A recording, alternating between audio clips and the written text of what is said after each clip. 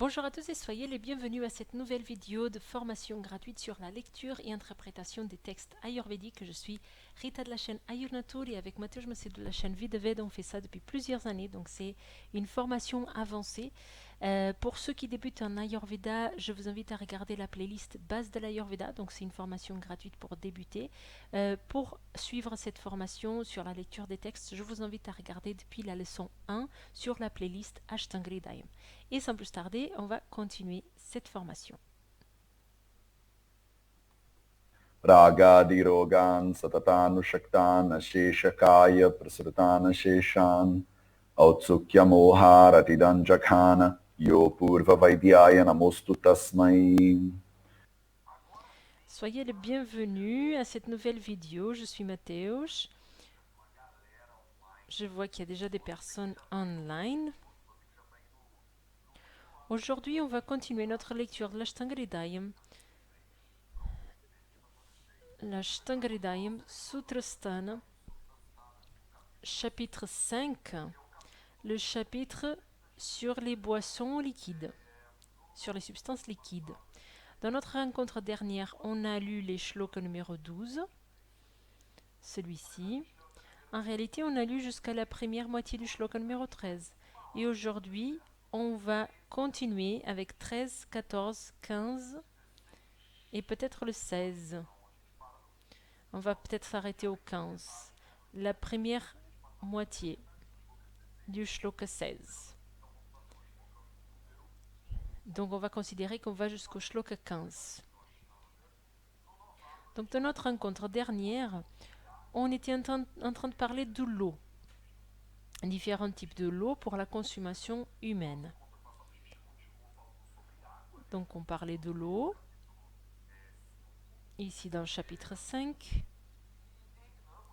Et on a fini avec la première moitié du shloka 13 en disant que les propriétés de l'eau de lac, différents types de lacs, des endroits où l'eau est un peu plus stagnante, les qualités de cette eau dépendent complètement de l'endroit où ce lac il est et des montagnes qui sont autour. Donc c'est très intéressant. Si on veut utiliser l'eau de lac, quelle est la propriété de l'eau de lac? C'est pas possible de savoir comme ça de façon générale quelle est la propriété de l'eau de lac. J'adore ce type d'exemple parce qu'on doit vraiment honorer les particularités de chaque endroit, de chaque époque. Donc il n'y a pas de règle générale, il n'y a pas de choses génériques euh, pour dire l'eau de lac est propre pour la consommation de telle et telle personne. C'est pas comme ça. Il faut toujours analyser chaque endroit. Et donc là, on va continuer dans les shlokas et je vais voir que ça va un peu créer de la confusion. Donc préparez-vous. Donc la deuxième moitié du shloka 13, et on va voir jusqu'à où on peut aller. Donc on va aller jusqu'à la première moitié du 15 et puis on fait la fin. Donc la thématique est légèrement différente. On va commencer. Peyama Shaktyava Swalpamalpagni Gulmibihi Pandu Pandudarati Sararsho Grahani Shosha Shothibihi Hrte Sharani Daghadhyam. Tá faltando um piam. Se Il não, manque tá un mal kia conjugado. ici. Daga. Deixa eu botar aqui meu sânscrito. Cadê ele? Dagabhyam pibet swasthopi chat pashaha samasthula krusham salasthula krusha bhokta madhyanta prathamambupaha. Então tenho certeza que ficou. Donc je pense qu'il manque quelque chose ici. Quand on arrivera à cette phrase-là, je vais vérifier dans mon summit. C'est une conjugation grammaticale un peu compliquée. Un jour, on va arriver là. Donc ça fait pas de différence pour vous maintenant, mais c'est une conjugation grammaticale. Et donc je vois là qu'il y a une erreur, mais je vais regarder après. Désolé pour l'erreur. Donc on va continuer, on va translittérer ça. Je vais commencer à translittérer. Nambu, Eya Mashakatya, Va, Shakyava, Swalpa Malpa, Gni Gulmi, Hi. Esse é o nosso glorioso. Ça, c'est le shloka numéro 13.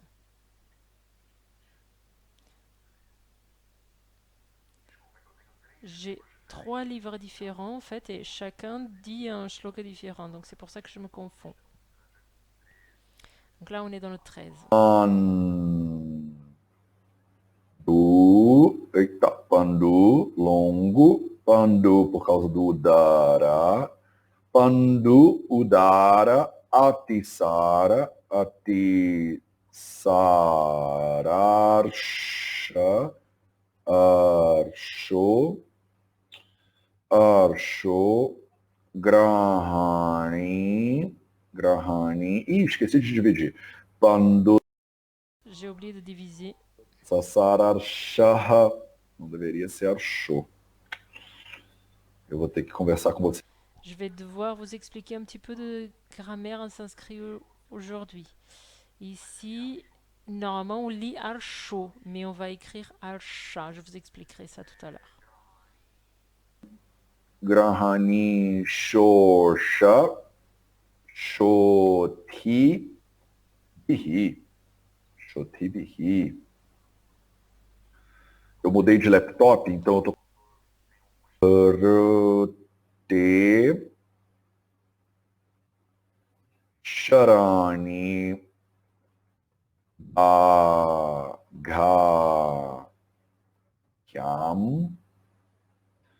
Rute Sharani Daghabhyam é aqui mesmo. Pibet Svastopi Chat Ashaha. Chat Ashaha. 14. Falei que ia até aqui? Não, a gente. 14.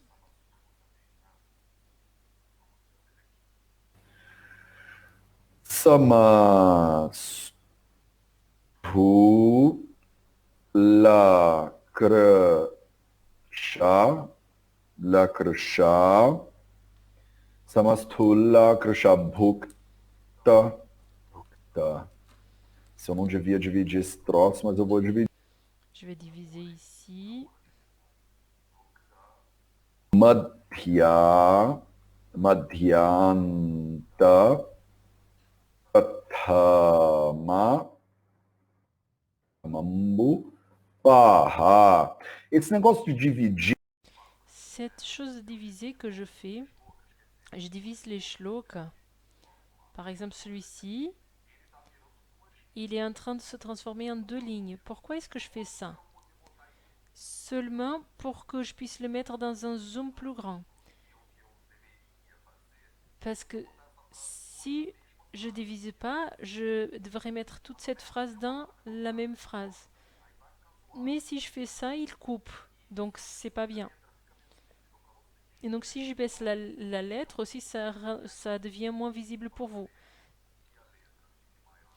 Donc comme ça, je peux faire que la lettre elle est encore plus grande. Et donc c'est plus visible pour vous. Mais ça génère certains problèmes. Par exemple, Shosha Shotibihi. Isso aqui é samasta. ça c'est un samastapada.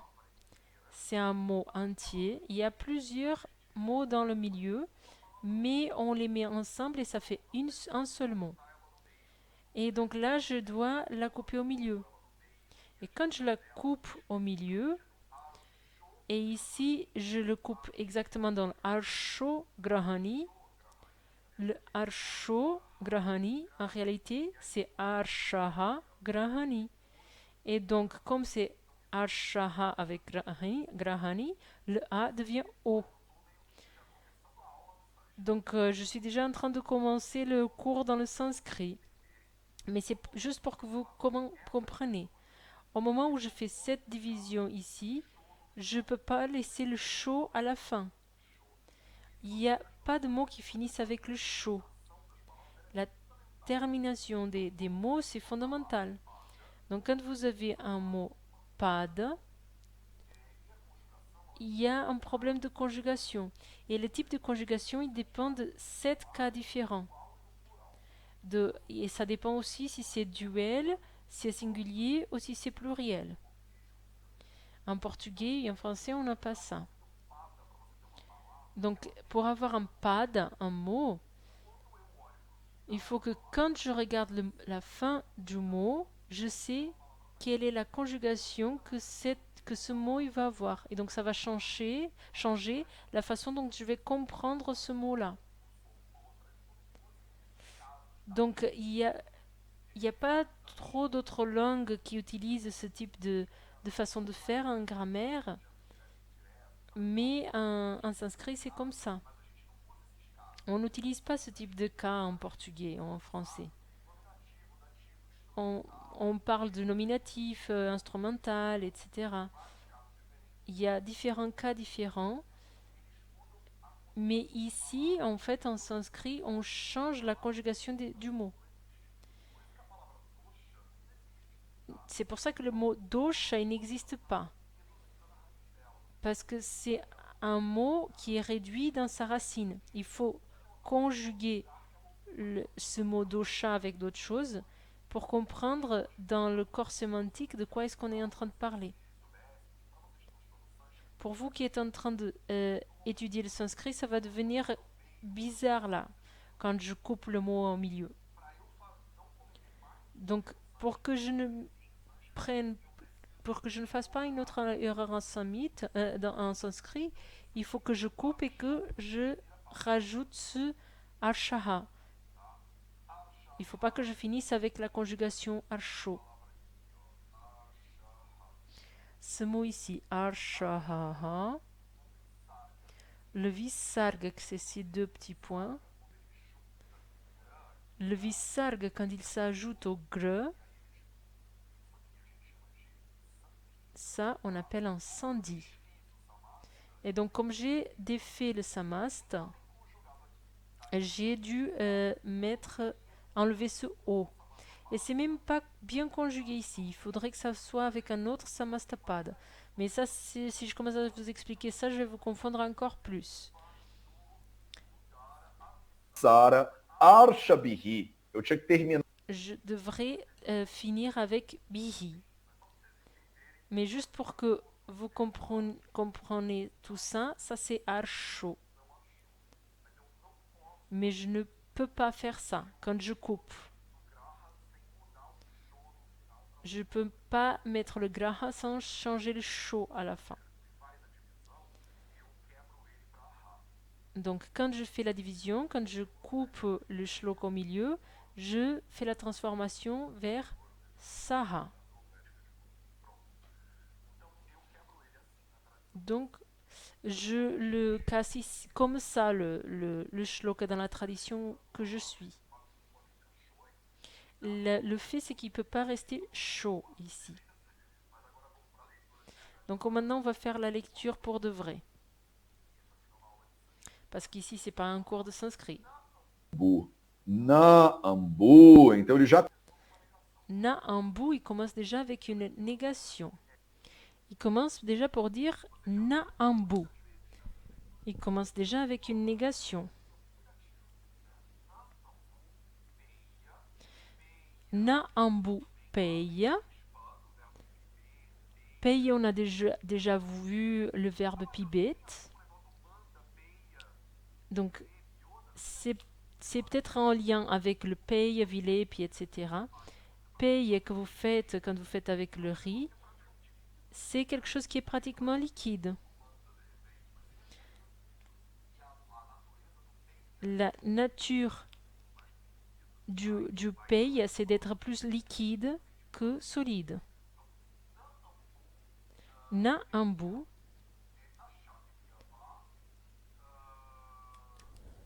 Ashaktyava. Et puis il continue. Donc il commence déjà à faire une phrase qui a un double sens. Donc il commence à dire des situations où vous ne devriez pas boire de l'eau. Il y a certaines conditions dans lesquelles l'eau est contre-indiquée. Donc on a la tendance à dire que tout le monde peut prendre de l'eau avec les citrons. Tout le monde peut ceci, peut cela. Non, c'est pas vrai. Personne, c'est pas possible de dire que tout le monde peut faire quelque chose. Sinon, ça ne serait pas adapté à la personne. Donc là, Bhagavata, il a dit plein de choses. Et donc maintenant, il dit na paya. Donc je vais vous dire plusieurs situations où vous ne devriez pas boire de l'eau. Mais si vous ne pouvez pas vous retenir, Am Shakti. Shakti, c'est la disposition, la force, la volonté. Donc, quand on dit que quelqu'un est Ashakti, ou une personne qui est dans une situation Ashakti, la personne, elle n'est pas capable de suivre une règle. Vous ne devez pas boire de l'eau. Mais si vous êtes incapable de ne pas boire de l'eau, vous devriez boire un tout petit peu de l'eau. Swalpam signifie un tout petit peu de l'eau, en petite quantité. Donc, vous ne devriez pas boire de l'eau dans les situations que je vais lister maintenant, mais si vous ne pouvez pas vous empêcher, vous devez boire de l'eau dans une toute petite quantité. Quelles sont les situations où vous ne devez pas boire de l'eau? Quelles sont les contre-indications pour la consommation de l'eau? Alpa Agni. Alpa Agni. L'Agni, il est faible. Donc dans ces situations, c'est contre-indiqué de boire de l'eau. Donc qu'est-ce que l'eau, elle va faire avec l'Agni? L'eau, elle éteint l'Agni. Si l'Agni est manda, c'est une autre expression pour dire Alpa Agni. Donc si votre Agni est déjà faible et que vous buvez de l'eau, ça va empirer, ça va l'éteindre. Donc c'est contre-indiqué. Puis Gulma, c'est une maladie qui infecte de la cavité abdominale. On va voir comme des masses, des tumeurs à l'intérieur. Et donc il y a plein de discussions dans l'Académie de l'Ayurveda sur qu'est-ce que c'est Gulma. Donc on reste un peu dans le doute. Est-ce que c'est une tumeur dans un endroit dans l'intestin, c'est Gulma? Est-ce qu'on parle d'endométriose? Donc, on ne sait pas.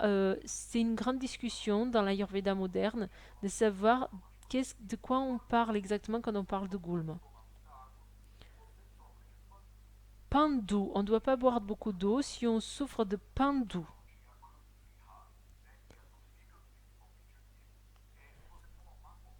Donc, si on a une mauvaise formation du foie, donc il y a une discoloration de la peau. Donc, il y a différentes situations qui sont relationnées avec pandu. J'aime pas la traduction, mais très souvent, pandu c'est traduit comme anémie. Mais l'anémie, c'est pas exactement pandu non plus. Donc, il faut relativiser un petit peu quand on fait ce genre de traduction.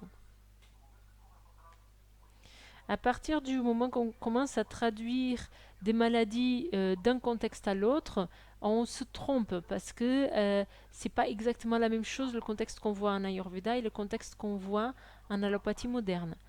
Les maladies, c'est pas possible de traduire en général. Ici, on a un ou long parce qu'il y a un sandhi en fait ici. Donc, je vais vous montrer dans le sanskrit. Ici, on parle de pandu. Pandu, court, avec udara. Donc, ou plus ou, c'est égal à ou long. Donc, ça devient udara. Udara, c'est comme une acide. Donc, donc et c'est tout ce qui se passe dans le ventre de la personne. Donc, je vous ai parlé de Gulm dans la cavité abdominale, donc je vous ai parlé de Agni dans la cavité abdominale, estomac, intestin. Et donc, je parle de Udar, c'est une espèce d'acide. Donc, on a beaucoup d'accumulation de liquide au niveau de péritoine.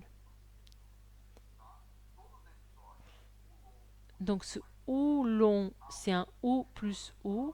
Ce A long, c'est un A plus 1. Donc, c'est tous les sandhis. Atisara.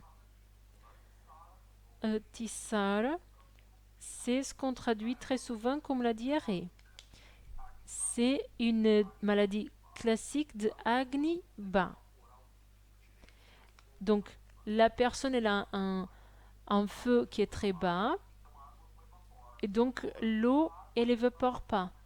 Ça reste beaucoup d'eau, donc l'eau elle sort par les selles. Arsh, c'est une maladie qu'on traduit souvent comme hémorroïde. Donc on parle encore des problèmes digestifs. C'est une maladie que selon l'Ayurveda, c'est 100% relationné avec la digestion. Donc en Ayurveda, on fait beaucoup de traitements sur le feu digestif. Il peut y avoir des interventions chirurgicales. Donc, c'est des chirurgies d'hémorroïdes qu'on fait.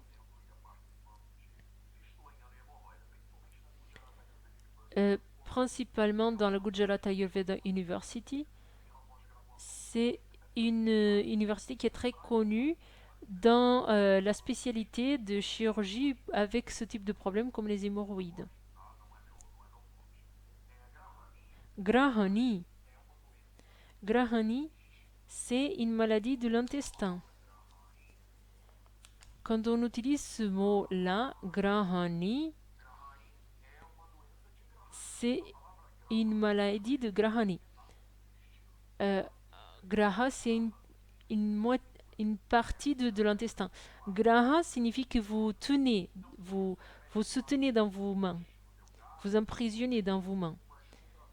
Donc là, vous avez des contractions musculaires dans l'intestin qui font des petites poches.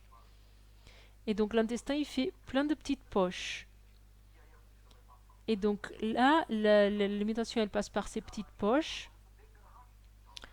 Donc Grahani, c'est une maladie de Grahani, de intestin. Donc il insiste encore sur le même problème, des problèmes d'intestin. Shosha, c'est quand la personne elle est très faible, sans énergie. Il y a des personnes qui disent Grahani Roga. Ici, il dit Grahani Shosha.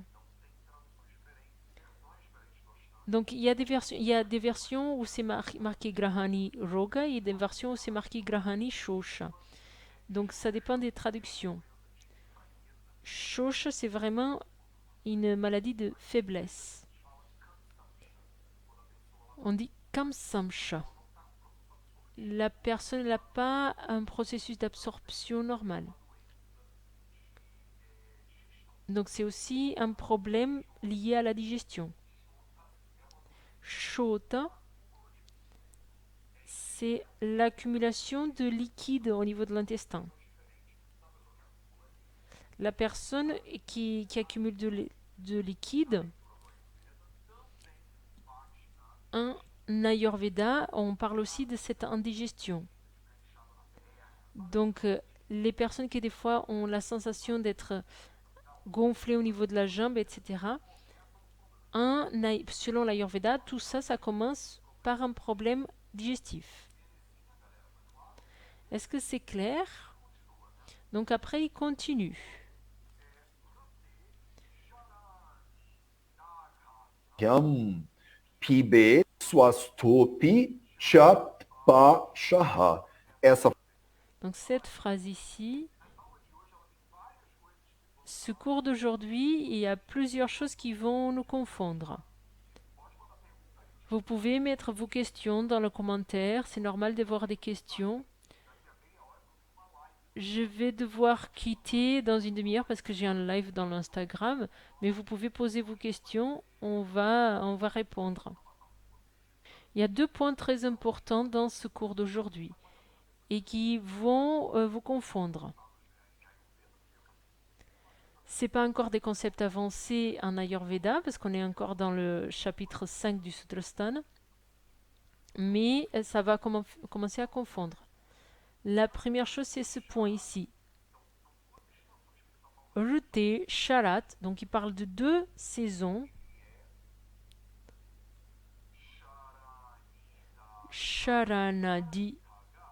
Sharanidaka, c'est Sharat. Sharad.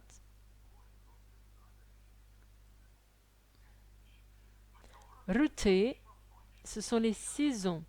On a déjà lu le chapitre entier de Rutacharya. Rute, c'est une conjugation verbale, donc dans les saisons.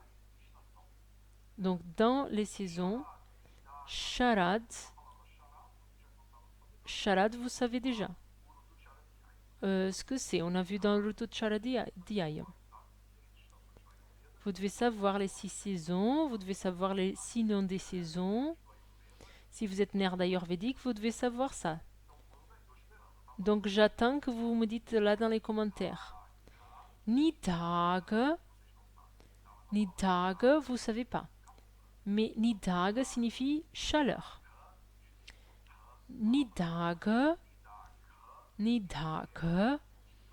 c'est la saison de chaleur, qui est le Grishma. Donc dites-moi quel est le Sharad, et comme ça on peut poursuivre. Donc dans ces saisons-là, Pibet, Swasto Api, Chalpashaha, j'ai mal écrit, je vais corriger, désolé. Chalpashaha. Donc il dit, dans la majorité des saisons, vous devez aussi, pour maintenir une bonne santé, alpashaha. Vous devrez aussi boire peu d'eau. Je sais que ça va créer des confusions, mais on est ensemble là. Calmez-vous. Le Samhita dit, l'eau, c'est pas quelque chose que vous devez boire de trop. Avec 2 exceptions. Rute, Sharad, Nigadyaham. Donc vous devriez boire peu d'eau dans la majorité des saisons, sauf dans ces 2-là. Grishma, c'est l'été. Donc c'est évident que pendant l'été, vous pouvez boire plus d'eau. Parce que l'été, il est très asséchant. Donc le soleil, il assèche. Donc vous confondez beaucoup ça. Le soleil, il chauffe. Et ça, c'est pas la première qualité du soleil. La première qualité du soleil, c'est pas de chauffer. La première qualité du soleil, c'est d'assécher. Tout le monde se confond sur ça. La première qualité du soleil, c'est pas de chauffer, c'est de assécher. Donc quand l'été il arrive, le soleil, il assèche. Il le réchauffe aussi, mais il assèche, donc il faut boire plus. Et Sharad, c'est l'automne. Et donc pendant l'automne, vous pouvez boire plus d'eau et pendant l'été, vous pouvez boire plus d'eau. Au contraire, dans les autres saisons, on suit les règles qu'il a dit juste avant. On boit peu d'eau. Donc vous voyez comme c'est intéressant. J'attends déjà vos commentaires parce que je sais que ça va vous déstabiliser cette histoire de boire peu d'eau. Pourquoi? Parce qu'il a une relation très proche entre boire de l'eau et la qualité de votre agni, la qualité de votre digestion. Si vous avez l'habitude de boire beaucoup d'eau tout le temps, peut-être que vous êtes en train de créer des problèmes sur votre agni. Ici, ce n'est pas un chapitre de Shikits, mais il commence déjà à dire que si vous avez des problèmes de digestion, il ne faut pas boire beaucoup d'eau. Ou il ne faut pas boire d'eau, ou il faut boire pas beaucoup d'eau. Si vous n'arrivez pas à vous retenir et à pas boire beaucoup d'eau, à pas boire de l'eau du tout, il faut boire peu d'eau. Donc vous buvez peu d'eau tout au long de la journée. Donc cette chose de remplir un verre d'eau et de boire beaucoup d'eau, c'est peut-être pas très recommandé selon l'Ayurveda. Sauf pendant l'été et pendant l'automne. Parce que ça va créer sinon des problèmes au niveau de votre digestion. Vous pouvez être calme, parce que je vois que vous êtes en train de vous stresser là dans les commentaires, mais on va tout vous expliquer, ne vous inquiétez pas. On va continuer la lecture et ça va devenir plus clair. Donc j'aime beaucoup là, parce que ça nous fait tous réfléchir. On va continuer. Sha Bhukta Madhya Anta Prathamambupaha. Então, Donc, si vous buvez de l'eau, donc tout le monde me dit que, en accord avec l'Ayurveda, il ne faut pas boire de l'eau avec le repas. C'est pas vrai. C'est pas vrai que vous ne devez pas boire de l'eau avec les repas. Et c'est pas seulement ce n'est pas vrai, comme c'est recommandé de boire de l'eau avec le repas. Et donc dans ces deux shlokas, voilà, ça va tout vous confondre parce que c'est pas les perceptions que vous avez de base. Donc dans ce shloka ici, les personnes se trompent beaucoup parce qu'on pense qu'on ne doit pas boire de l'eau avec les aliments. Donc il y a beaucoup de personnes qui disent qu'il est ayurvédique qui ne boit pas de l'eau avec le repas. Mais ici, il dit clairement que un quart du repas, ça doit être du liquide. Quelle est la confusion que les gens y font ici? Donc je vais faire ce shlok et après je vais vous répondre à toutes les questions. Sama, Stula, Krusha. Então você Donc vous pouvez faire les choses de trois façons différentes. Vous pouvez devenir en bonne santé, bien, sama, vous n'avez pas de problème. Vous pouvez devenir stula, avec du poids, ou gonflé. Ou vous pouvez devenir krusha, maigre, très émacié. Donc votre corps, il oscille, et il change. Soit il continue normal, soit il va devenir trop lourd, trop gonflé, soit il va perdre tes tissus, devenir très maigre. Dépendant de combien vous prenez de l'eau avec le repas. Donc, Madhya Anta Pratama Ambupaha. Ambupaha, c'est quand vous buvez de l'eau. Vous buvez de l'eau Madhya. Madhya, c'est pendant le repas. On fait un parallélisme. Si on prend de l'eau pendant le repas, vous restez sam. Si vous buvez de l'eau en temps après le repas, vous devenez stoula. Vous devenez gonflé, lourd. Et si vous buvez de l'eau avant le repas, pratama, ça veut dire pratma c'est un premier, d'abord vous buvez, après vous mangez, ça va vous faire maigrir. Pourquoi? Pourquoi est-ce que si vous buvez de l'eau avant le repas, vous allez être émacié? Et quand vous buvez de l'eau pendant le repas, c'est différent, et quand vous buvez après, c'est différent. Qu'est-ce que vous pensez? Donc là, on va rentrer dans un point qui est fondamental. Donc je sais que les gens qui étudient beaucoup d'Ayurveda, euh, j'ai besoin de vos réponses. Pourquoi est-ce que si on boit de l'eau avant le repas, on va avoir tendance à perdre du tissu, à être plus asséché? Et pourquoi est-ce que si on boit de l'eau après le repas, on va avoir tendance à être plus gonflé? Et si on boit de l'eau pendant le repas, il n'y a pas beaucoup de changements. Pourquoi? En accord avec la physiologie ayurvédique, qu'est-ce que vous pensez? Donc, quand on parle de physiologie ayurvédique, on parle des doshas. Donc là, dans vos réponses, je veux les doshas.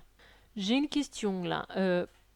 Qu'est-ce que ça veut dire peu d'eau? Ça, c'est une excellente question. Avant de se poser les questions suivantes, en fait, avant tout, il faut se poser la question qu'est-ce que c'est alpa? Donc, qu'est-ce que ça veut dire de boire peu d'eau?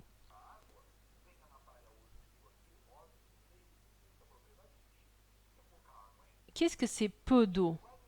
Quelle est la définition de peu d'eau? C'est un litre?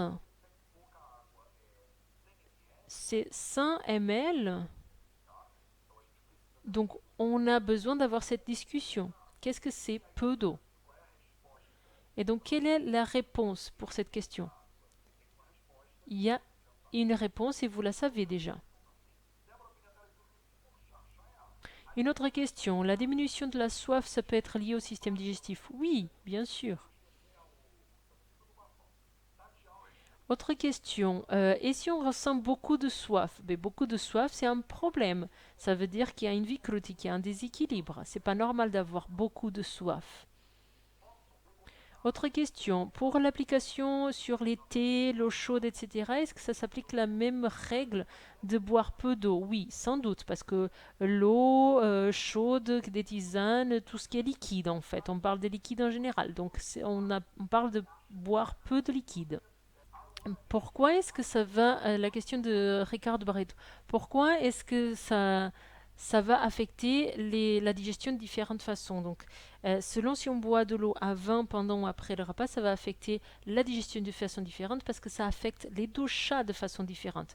Mais qu'est-ce qu'exactement ça fait dans les doshas à chaque fois? C'est la réponse que j'attends.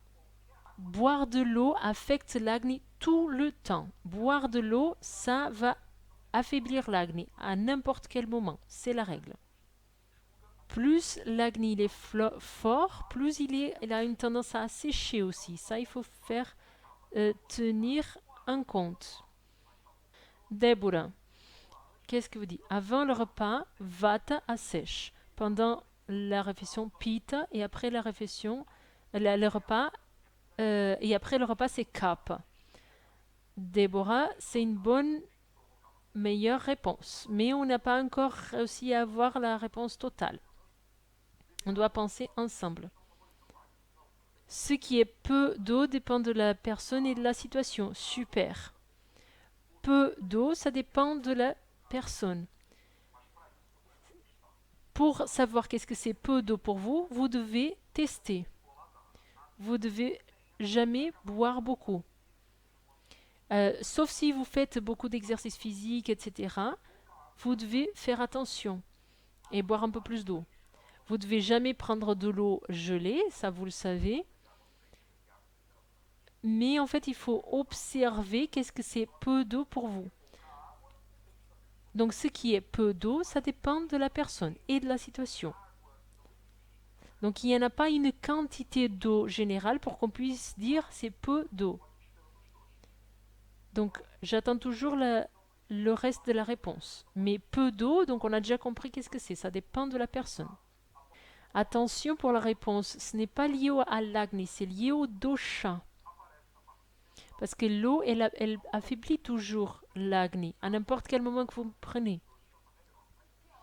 Mais là maintenant, je veux savoir pourquoi est-ce que avant, pendant et après le repas, ça va avoir des effets différents. Et ça, c'est lié avec les douches. Boire de l'eau avant assèche le tract digestif, donc aggrave vata. Mais pourquoi? La question c'est pourquoi est-ce que ça assèche?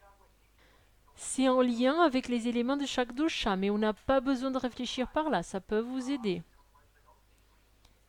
Donc on essaye de s'approcher, commencer à réfléchir comment est-ce que les doshas fonctionnent pour que cette eau elle affecte différemment selon l'horaire du repas. Donc je vais vous aider. Vous n'avez pas réussi à me donner la réponse dans les commentaires, donc je vais vous aider un petit peu. Donc, donc focalisez-vous là.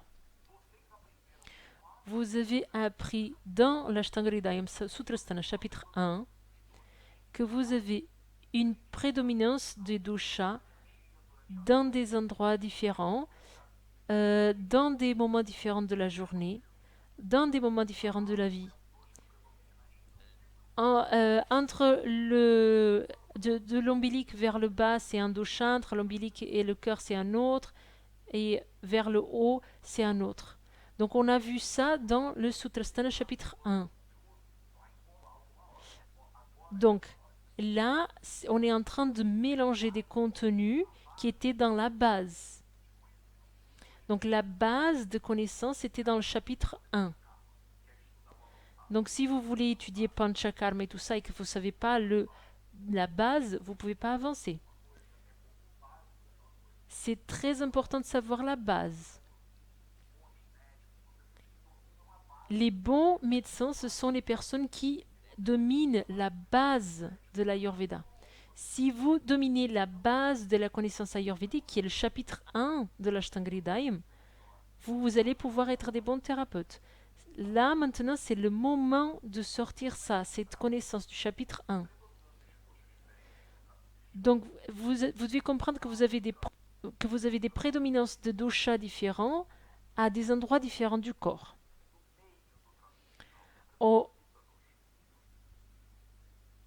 Vous avez la prédominance de doshas différents à la fin du tract digestif, c'est vata dosha. Au milieu du tract intestinal, c'est pitta dosha. Et au début du tract intestinal, c'est kapha dosha. Qu'est-ce qui se passe quand vous buvez de l'eau et que vous mangez après? Vous buvez de l'eau avant et vous mangez après.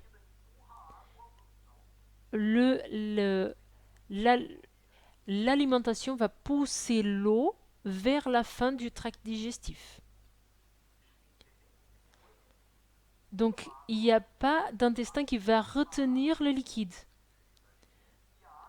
Donc, l'eau que vous avez bu, elle va continuer vers l'intestin grêle et côlon. Et quand l'eau, elle arrive à l'intestin grêle et côlon, vata dosha, il attend là-bas. Donc, quand l'eau, elle arrive à l'intestin grêle et surtout au côlon, qui a été poussée par les aliments qui sont arrivés après, elle va aggraver donc vata dosha. Le vata aggravé, quels sont les gunas? Rukshaha, la sécheresse. Donc la sécheresse de vata va faire quoi? Krusha, il va assécher le corps, il va maigrir. Ça, c'est la physiologie ayurvédique. Comment le mouvement des doshas il se passe dans le corps? Si vous buvez de l'eau avant le repas, cette eau elle va continuer à fluir dans l'intestin et ça va aggraver le vata. Si vous buvez de l'eau pendant le repas, cette eau elle va se mélanger avec l'alimentation et ça va être digéré au milieu de la digestion par pitta dosha. Pitta est liquide. Donc, il a besoin d'une certaine liquidité pour faire son travail comme il faut. Donc, il donne le support. Ce liquide, il va donner le support pour l'agni, parce que le pitta, il est déjà chaud, et que agni, il est chaud, donc ça aide. Si vous mangez, que vous buvez de l'eau après, l'eau, elle va rester au-dessus du tract intestinal. Et donc, si l'eau, elle reste dans la partie du haut du tract intestinal, ça va aggraver quoi? Kapha. L'eau, elle aggrave kapha. Donc, une des caractéristiques de kapha douche, c'est de gonfler. Donc, tout ça, c'est lié avec l'interférence avec le liquide, la consommation d'eau et les doshas en lien avec l'alimentation. Donc je sais que c'est complexe et je sais qu'on est en train de lier beaucoup de connaissances différentes et que personne parle sur ça. On parle de ça en groupe d'études, dans le sanskrit en Inde. C'est pas tout le monde qui a ce type de discussion. Mais la logique, c'est celle-ci. Dépendant du moment où vous allez boire de l'eau, cette eau, elle va affecter les doshas différemment. Pourquoi est-ce qu'on ne peut pas manger sans boire des liquides?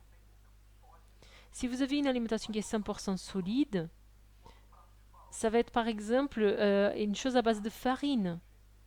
C'est pas possible de digérer. Je vais pas pouvoir continuer avec le prochain shloka comme je voulais parce que ça a pris un peu plus de temps, mais au moins ce concept il doit être clair pour vous. Il y a de l'eau dans l'alimentation. Si votre alimentation elle est équilibrée, vous avez déjà des liquides dans les aliments. Si vous avez une alimentation qui est basée dans des fruits, des légumes, des céréales, vous avez assez de liquide. Et donc, si vous pensez dans la diète traditionnelle qu'on a au Portugal, par exemple, on mange une soupe. Au Brésil, on mange des haricots. Il y a toujours du liquide avec. Il y a toujours des sauces avec, des choses avec. Donc, il y a toujours du liquide avec. Donc, les liquides, c'est à consommer pendant le repas. Quand vous prenez le repas et que là, il y a tous les minéraux, les vitamines, etc.,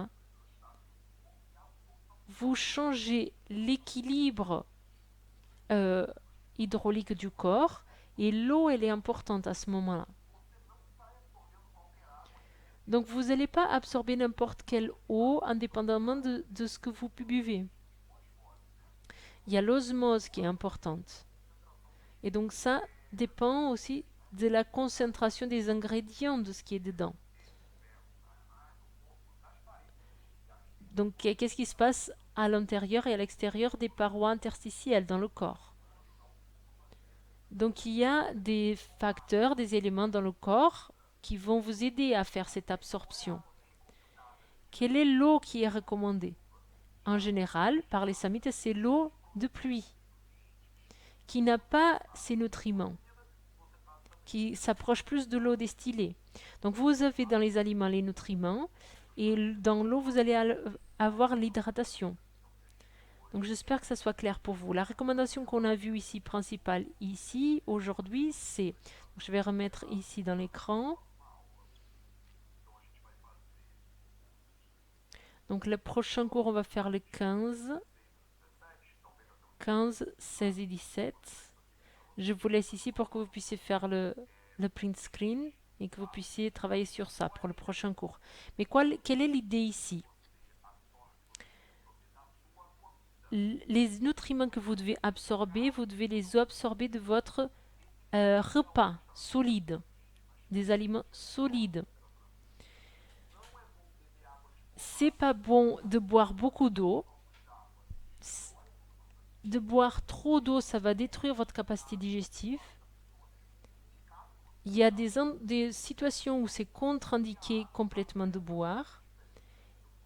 Et l'eau, elle va affecter les doshas de façon différente selon le moment où vous allez le boire, avant, pendant ou après le repas. Donc il ne faut pas boire beaucoup de liquide avec le repas, mais il faut boire suffisamment.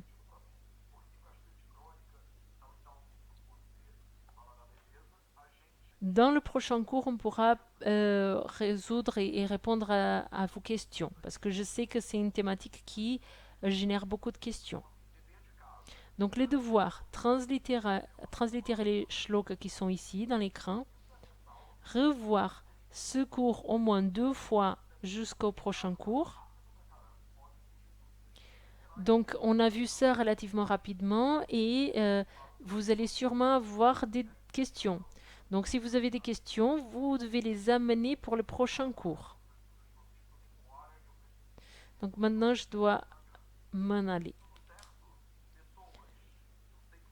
Je sais que c'était rapide, que c'était fort aujourd'hui, mais j'espère que ça soit plus clair cette thématique-là pour vous. Donc on est ensemble. Merci pour votre présence et on se voit dans la semaine prochaine. Agadirogan satatanu shaktan sheshakaya prasrtana sheshan autsukya moha ratidanjakana yo purva vaidyaya namostu tasmai bhishajam sadhu vratanam bhadramagama shalinam abhyasta karmanam bhadram bhadram bhadrabilashinam